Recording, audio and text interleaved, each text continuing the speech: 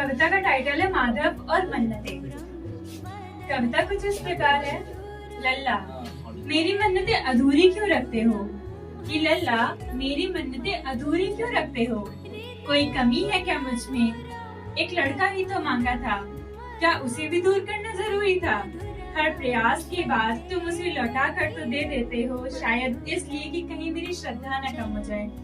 कहीं मेरी श्रद्धा न कम हो जाए। तुम कभी मेरी बात नहीं टालते, तुम बात नहीं टालते। ऐसे ही एक बार व्रत पूरा होने पर वो आया तो था, पर जैसे कुछ अधूरी ख्वाहिशें पूरी कर रहा था। और बिना ख्वाहिश के जिंदगी होती है क्या? वो पास तो था मेरे, पर मेरा ना था। वो साथ होकर भी साथ ना था। फिर क्या? फिर तंग आकर मैंने उससे 2 दिन में ही पूछ लिया, तुम सच में साथ रहना चाहते तो हो मेरे, या बस यूं ही दिन काट रहे हो? और उसने बिना रुके ही ना कह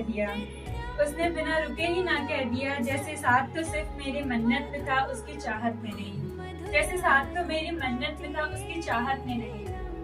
तब से लेकर अब तक बस रो रो कर यही कहती रही, बस वो एक बार लौट आए। फिर अचानक से एक वीडियो देखा भगवान को पत्र लिखने का। जेठ का मंगल था, पत्र था हनुमान जी के नाम।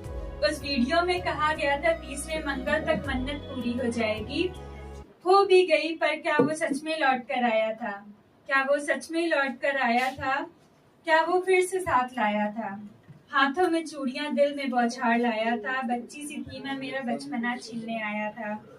पास होकर भी सैकड़ों दूरियां लाया था। चंद सी बातों में हजारों झगड़े लाया था।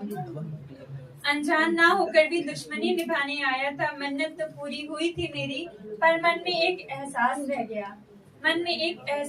गया कि क्यों कुछ मन्नतें अधूरी ही रह जानी चाहिए?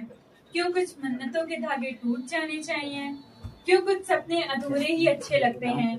और जिसे पाना मुमकिन ना हो, उसे चाहना भी शायद एक दिन छोड़ देना चाहिए। धन्यवाद।